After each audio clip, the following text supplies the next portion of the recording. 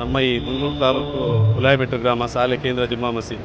ಶಾಲೆ ಉಲಾಯಿಬೆಟ್ಟು ಅಂದರೆ ಕೆಲರ ಬಗ್ಗೆ ಎಲ್ಲ ಜನರ ಬಗ್ಗೆ ಎಲ್ಲ ಇಲ್ಲಿ ಜನರು ಇಲ್ಲಿಯ ವಾತಾವರಣದ ಬಗ್ಗೆ ಎಲ್ಲ ತಪ್ಪು ಕಲ್ಪನೆಯಲ್ಲಿ ಇರ್ಬೋದು. ಆದರೆ ಇಂದು ಎಲ್ಲ ತಪ್ಪು ಕಲ್ಪನೆಗೆ ತೆರೆ ಬೀಳುವಂತಹ ಸಂದರ್ಭ.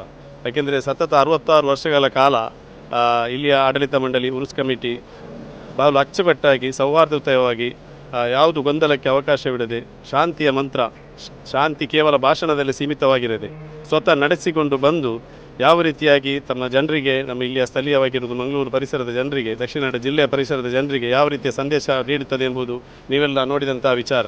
ನಿಮ್ಮ ಕಣ್ಣ ಮುಂದೆ ಸಾಕ್ಷಿ.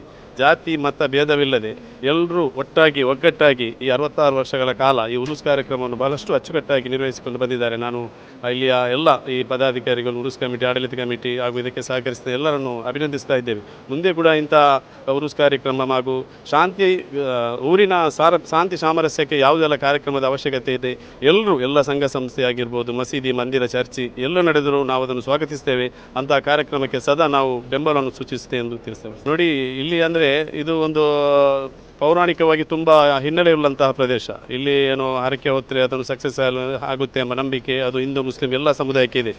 ಇದು ಪುರಾತನ ಕಾಲದಿಂದಂತಹ ನಂಬಿಕೆ. ಆ ನಿಟ್ಟಿನಲ್ಲಿ ನಮ್ಮ ಹಿಂದೂ ಸಹೋದರರು ಸಹೋದರಿಯರು ಸತತ ಒಂದು ವಾರದಿಂದ, ಇವತ್ತಿಂದ ಅಂತಲ್ಲ, ನಾವು ಇದಕ್ಕೆ ದಿನ ನಿಗದಿಪಡಿಸಿದಿಂದಲೂ ಅವರವರ ಸಾಮರ್ಥ್ಯಕ್ಕೆ ತಕ್ಕಂತೆ ಅವರವರ ಏನು ಉದ್ದೇಶ ಪೂರ್ತಿಯಾಗಲಿಕ್ಕೆ ಹರಕೆ ಇಟ್ಟಿದ್ದರು ಅದನ್ನು ಸಂದಾಯ ಮಾಡುವ ರೂಢಿ ಅದು ಈ ವರ್ಷ ಕೂಡ ನಡೆಯುತ್ತೆ, ಮುಂದೆ ಕೂಡ ನಡೆಯುತ್ತೆ ಎಂಬ ನಮಗೆ ಆಶಾಭಾವನೆ ಇದೆ. ಯಾಕೆಂದರೆ ಅದರಲ್ಲಿ ಸದುಪಯೋಗ ಪಡೆದುಕೊಂಡವರು ಬಹಳಷ್ಟು ಜನರಿದ್ದಾರೆ. ಆ ನಿಟ್ಟಿನಲ್ಲಿ ಅವರ ಉದ್ದೇಶವನ್ನು ಪೂರ್ತಿಗೊಳಿಸ್ತಾ ಇದ್ದಾರೆ ಅಷ್ಟೇ. ನಾನು ಇಸಾಕ್, ಇಲ್ಲಿಯ ಮಾಜಿ ಕಾರ್ಯದರ್ಶಿ. ಓಕೆ. ನಮ್ಮೂರಿನ ಸುಂದರವಾದ ಈ ಪರಿಸರದಲ್ಲಿ ನಾವು ಚಿಕ್ಕಂದಿನಿಂದ ಈ ಮಸ್ಜಿದಿಗೆ ಭಾಳ ಸಂತೋಷದಿಂದ ಬಂದು ನಮ್ಮ ಚಿಕ್ಕನಿರುವಾಗ ಈ ಹುರುಸು ಕಾರ್ಯಕ್ರಮದಲ್ಲಿ ಬಂದು ನಮ್ಮ ಒಂದು ಗದ್ದವಂತ ತುಳುವಿನಲ್ಲಿ ಗದ್ದವಂತ ಹೇಳ್ತಿದ್ರು, ಅದರಲ್ಲಿ ಬಂದು ಅದರಲ್ಲಿ ಊಟ ಮಾಡಿದಂಥ ಸವಿನೆನಪು ಇವತ್ತಿಗೂ ನಮಗೆ ನಮ್ಮ ಮನಸ್ಸಿನಲ್ಲಿ ಉಳಿದಿದೆ.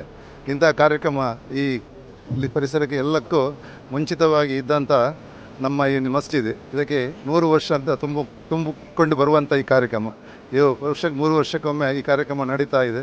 ಈ ಕಾರ್ಯಕ್ರಮವನ್ನು ಇವತ್ತು ಆಯೋಜಿಸಿದಂಥ ಈ ಮಸ್ಜಿದ್ನ ಎಲ್ಲ ನಮ್ಮ ಹಿತೈಷಿ ಬಂಧುಗಳಿಗೆ ದೇವರು ಹೀಗೆ ಮುಂದಕ್ಕೂ ಕೂಡ ಇಂಥ ಕಾರ್ಯಕ್ರಮವನ್ನು ನಮ್ಮ ಒಂದೇ ತಾಯಿಯ ಮಕ್ಕಳಂತೆ ಬಾಳಿ ಬದುಕುವಂಥ ಒಂದು ಊರಾಗಲಿ, ನಮ್ಮ ಉಲಾಯಿಬೆಟ್ಟು ಗ್ರಾಮ ಒಳ್ಳೆ ರೀತಿಯ ಪರಿಸರವನ್ನು ದೇವರು ರಕ್ಷಿಸಲಿ ಮತ್ತು ಮುಂದಕ್ಕೆ ಎಲ್ಲರಿಗೆ ಒಳ್ಳೆಯದಾಗಲಿ, ನಮ್ಮ ಗ್ರಾಮ ಒಳ್ಳೆಯದಾಗಲಿ, ರಾಜ್ಯ ಒಳ್ಳೆಯದಾಗಲಿ, ದೇಶ ಒಳ್ಳೆಯದಾಗಲಿ ಅಂತ ಹೇಳ್ತಾ ಇಂತಹ ಕಾರ್ಯಕ್ರಮ ದೇವರು ನಮ್ಮ ಕೈಯಲ್ಲಿ ಒಳ್ಳೆ ರೀತಿಯಲ್ಲಿ ನಡೆಸುವಂಥ ಯೋಗ ಭಾಗ್ಯ ನಮಗೆಲ್ಲ ಅನುಗ್ರಹಿಸಲಿ ಅಂತ ಹೇಳ್ತಾ ನನ್ನ ಮಾತು ಮುಗಿಸ್ತೀನಿ.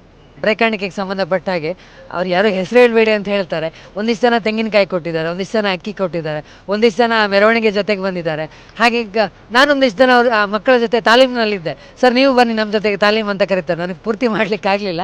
ಹಾಗಾಗಿ ಅದು ನಿನ್ನೆ ಬರುವ ಮೆರವಣಿಗೆ ನೋಡಿದ್ರೆ ನಮ್ಗೆ ಗೊತ್ತಾಗ್ತಾ ಇತ್ತು ಅದೇನು ಅಂತಂದರೆ ಅದೆಷ್ಟು ಸಹಜವಾಗಿದೆ ಅಂತ. ನಾವೇನನ್ನ ಮಾಧ್ಯಮಗಳಲ್ಲಿ ನೋಡ್ತೀವಿ ಅಥವಾ ಸಾಮಾಜಿಕ ಜಾಲತಾಣಗಳೆಲ್ಲ ಹಂಚ್ಕೊಳ್ತೇವೆ, ಅದಲ್ಲದ ಬದುಕು ಉಲಾಯಿಬೆಟ್ಟಲ್ಲಿದೆ ಅಂತ. ಇಲ್ಲದೆ ಹೋದರೆ ನಮ್ಮ ಗೂಗಲಲ್ಲಿ ಹುಡುಕಿದ್ರೆ ಕಮ್ಯುನಲ್ ಕ್ಲಾಶ್ ಫಸ್ಟ್ ಕಾಣ್ತದೆ.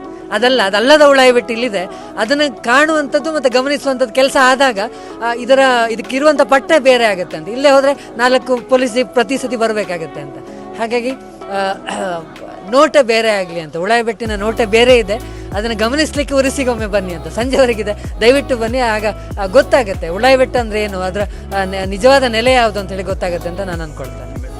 ನನ್ನ ಹೆಸರು ಚೇತನ್ ಅಂತೇಳಿ, ನಾನಿಲ್ಲೇ ಅಧ್ಯಾಪಕನಾಗಿ ಸರ್ಕಾರಿ ಹಿರಿಯ ಪ್ರಾಥಮಿಕ ಶಾಲೆ ಉಲಾಯಿಬೆಟ್ಟು ಇಲ್ಲಿ ಕೆಲಸ ಮಾಡ್ತೇನೆ.